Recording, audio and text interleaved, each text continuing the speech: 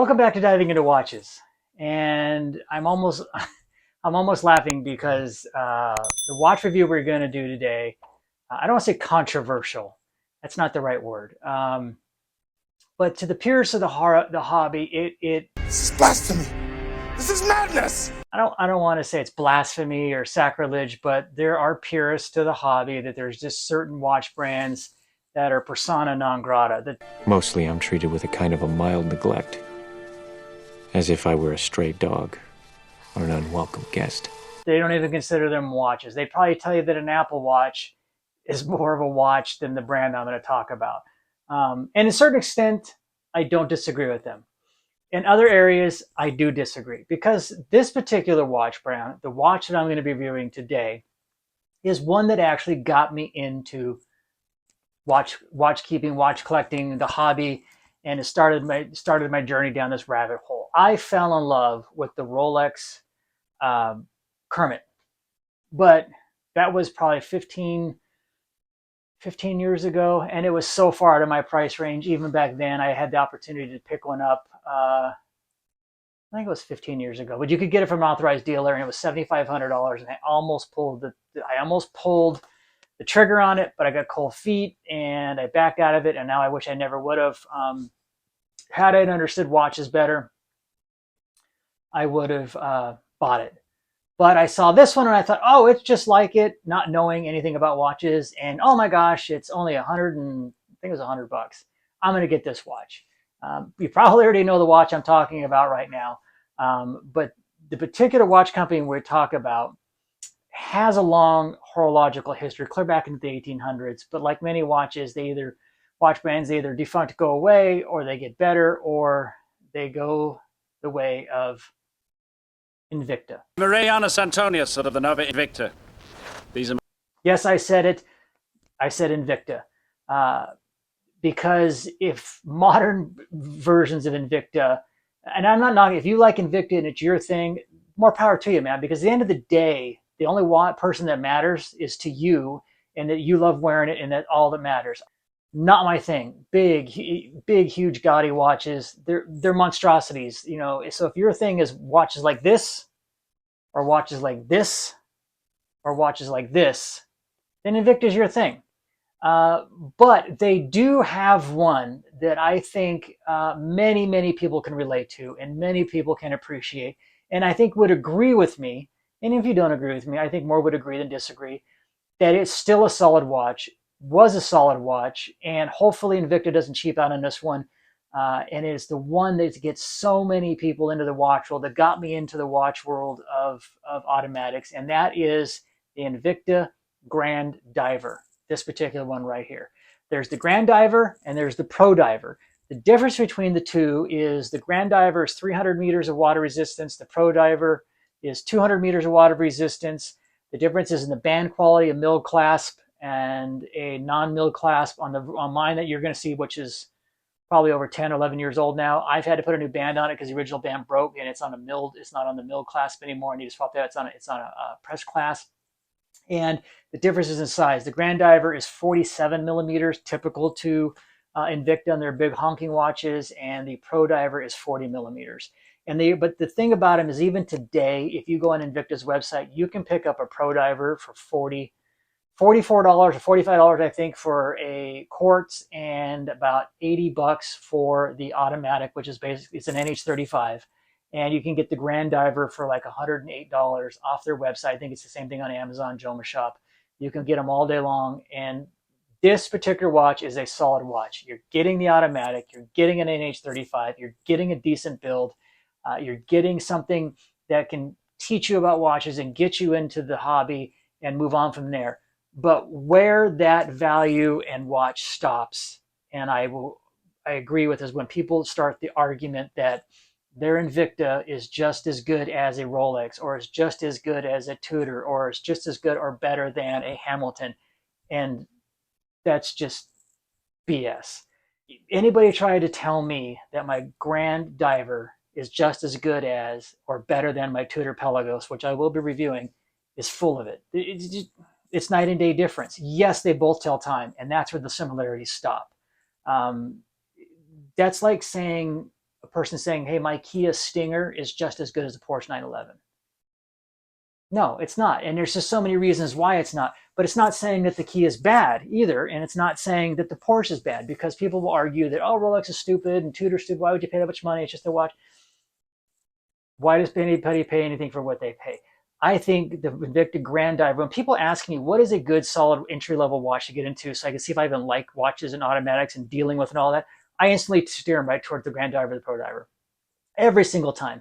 Because Seiko is getting to the point where it's well out of a lot of people's realms. I mean, yeah, $400, $500, $600 now for a basic, basic Seiko. Yeah, you can find them on sale and lower end ones, the 7S 26 movement in them. But most of your Seikos now, the GMTs, SSKs, they're all $350, $450, $500. You can pick a Grand Diver up for $100. So we're going to go to the bench. We're going to take an in-depth look at what you get with an Invicta Grand Diver and why it's still a good, affordable, entry-level option into the world of automatic watches, and why there's nothing wrong, and I'll argue that all day long with the Grand Diver, but I won't argue that it's good as or better than higher-end valued watches, Tissot, Hamilton, Seiko, Rolex, Tudor, Alpina, Mito, the list goes on and on and on. But for an entry-level automatic, I'll argue all day long it's the best bang for the buck, period. So some of you will be upset with me I'm doing this review. Others, I think the majority of you will agree and understand where I'm coming from. I am not praising the monstrosities they make nowadays, which just are not my thing at all. Not my thing at all. If they're yours, more power to you, man. I don't have any issue with it. Wear it with pride and wear it like you love it. Wear it like you own it. Because at the end of the day, like I said, all that it matters to is you. As long as you like the watch and you're happy wearing it, I got no problem with it. I see plenty of people wearing big honking Invictas, and I talk to them all day long, and I ask them why they like them, what got them into them, and I don't knock it. It's their thing. I've had people look at my watches and go, "That's not my thing." Hey, it's just like with cars. People like Raptors. People don't like Raptors. People swear a TRX is better than a Ford Raptor. No, it's not. That's a whole different stuff for another time. So without further ado, and no more rambling, let's get over to the bench and let's take an in-depth look at the best entry-level watch you can get for $100. That's an automatic, the Invicta Grand Diver. All right, folks, here we are with a close-up look at the Invicta Grand Diver and all its glorious beauty. Before we get into all the little intricacies and details of the Invicta Grand Diver and its pros and cons, let's go ahead and go over all the dimensions. As I stated earlier, the case is 47 millimeters. It is a case thickness of 14 millimeters. It is a lug to lug of 50 millimeters. It is a lug width of 20 millimeters. It is a flame fusion crystal glass. It's not sapphire. Honestly, I don't know what the hell flame fusion means. If you know what it means, put it down in the comments. Victa's the only one I know that uses flame fusion. I don't know how that is in comparison to sapphire, but I do not know. And then it is an exhibition case back, and then it is a NH35 movement in it, and then it is your typical pressed. Well, we'll go over the clasp here in a second. So those are the dimensions on the watch. Looking at it, this is an aluminum insert bezel, and this one is green on black, so that's why I liked it, because it had the Kermit features to it. Looking at the dial, you have the minute track printed. The indices are applied. The Invicta Grand Diver, and then the little scuba guy there, the 1,000-meter water resistant, that's printed. But the scuba guy, the Invicta Grand Diver, and the Invicta symbol are applied indices. You have sword, hour, and minute hand, and then you have a lollipop seconds hand that goes around with the little Invicta symbol on the end, which is kind of cool. And then it is a Cyclops bezel, obviously homaging. I'm almost not even going to say homage, more clomage to the Rolex. And it is very, very legible with the date. You can see I have a little bit of a scratch on the Cyclops part. And I think that's the only scratch I have. And obviously that's going to scratch just because of the nature of it sticking up. It is a crown, or not crown. It is a beveled edged glass on there. The edging is not a coin edge. I don't know what they typically call this one. but is 120 click unidirectional bezel. It turns very, very nice. It's very chunky, very click. It's very firm, very tactile. There is not a lot of, there's no backplay at all. The QC lines up perfectly. There's no backplay. There's just a tad of movement, but there's no backplay in it whatsoever. It is a brushed and polished case. The upper parts are polished. I'm sorry, brushed. The sides are polished. And then the band is female end link. They are solid. They are solid end links, which is nice, which you get on the Grand Diver, which I think on the Pro Diver is pressed. And the outer of the band is brushed and the inner is polished. One of the things that Invicta loves to do is stick their name all over everything. So you got Grand Diver, you've got Invicta. You can see gouges in the, it's 316 stainless steel, but you can see chunks in it. I wore the hell out of this when I first got it, and I wore it for a long time. And I still wear it now and then. I'm not proud to wear this. I still wear it, and I rock this right there with my Tudor and all with my Squale and my Marathon. I like this watch. I'm not embarrassed by this watch. It also has the Invicta branding on it. And then, as I stated, the original band that it came on has the little diver dude helmet thing on this portion of the band on the Grand Diver, but mine broke. It snapped. I can't remember where it broke. It was down in here or up in this area. So I had to order a new band, and getting a new Grand Diver band was a pain in the ass. And I just put a Pro Diver band on there. It works just fine. This one is safety clasp and then a pole deployment, and it is a stamped band, where the Grand Diver original one is a milled clasp. On the back, it's an Exhibitions case back, screw down case back, and it just gives you the basic stainless steel, professional, water resistant, automatic, and then typical of the older Invictas, the rotor is yellow and it's signed by Invicta. It's got a bunch of info on it. The newer ones I've noticed, the rotor's not yellow anymore, and it's not kind of, how they kind of blinged it up. Not that you can really bling up an H35, but they're not putting the yellow rotor on it anymore. I don't know if that's just Invicta's way of trying to squeeze more dollars out of a watch. I don't know. I think they should have left it. You can also see there's more details on there. Again, it says Invicta Grand Diver. They got it stamped all over that. And then on the band, you've got on the clasp, you've got Invicta, and then you have 4 micro adjustments, and then you can also do an adjustment here. So technically, you have 6 micro adjustments you can do on it. It wears. It is a chunk of a watch, and when you have this on, you're gonna know you have it on. It's not gonna kill your wrist like, oh my god, it's so heavy, but you're gonna know you got this watch on. It's got some heft to it. And then we will also check the lume on it. The website for Invicta stated that it is a trinite glow material, not a superluminova, which I had never heard of trinite, but that's what they say it is. So that's what's on it. But we'll see. I'll hit it with the UV. Okay, almost forgot to do the the glow test on it, so you can see how it is. I don't know. Again, I don't know what trinite is. Obviously, it's not superluminova or supernova bright or lumi bright. They call it trinite on their website, but it glows okay. It's not super fantastic. You got the glowing at the 12 o'clock pip. You got the indices glowing. You got both hands that are loomed, and then the lume on the end of the seconds pip is going around. So the lume is not bad. You're probably going to get about 15, 20 minutes of decent lume. If you're outside with this all day long, it's going to be pretty well charged. And it's going to glow good.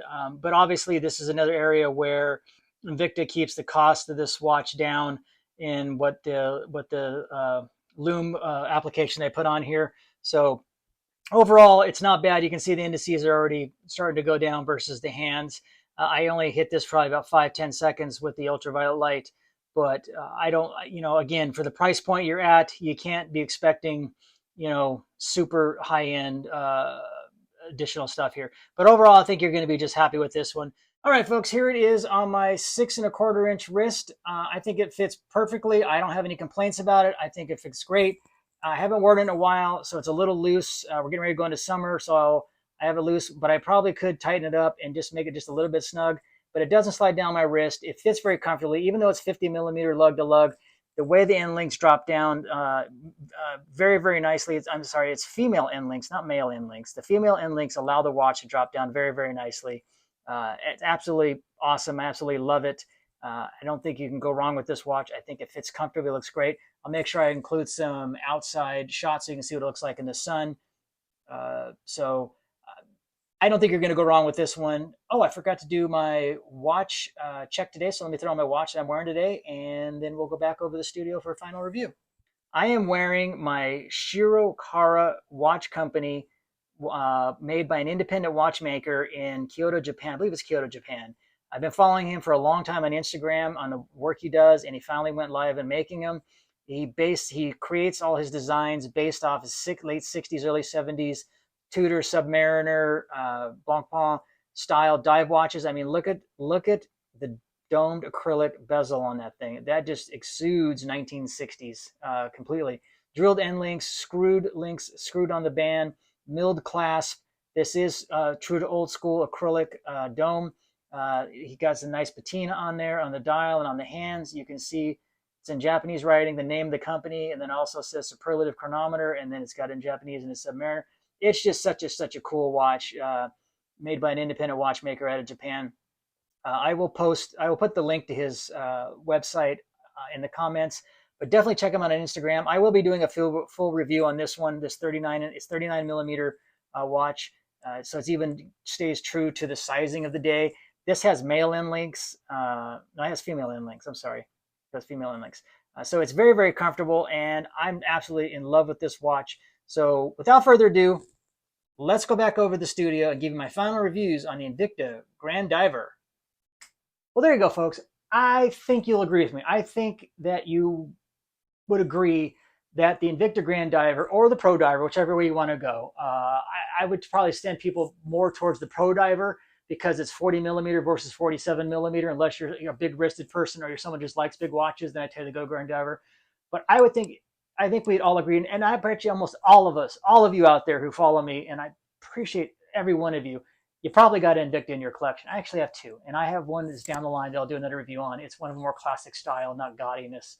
But I think you would agree. It's a good entry-level watch. It's a good one to recommend. I used to recommend Seiko all day long, but the price point is getting too much for some people.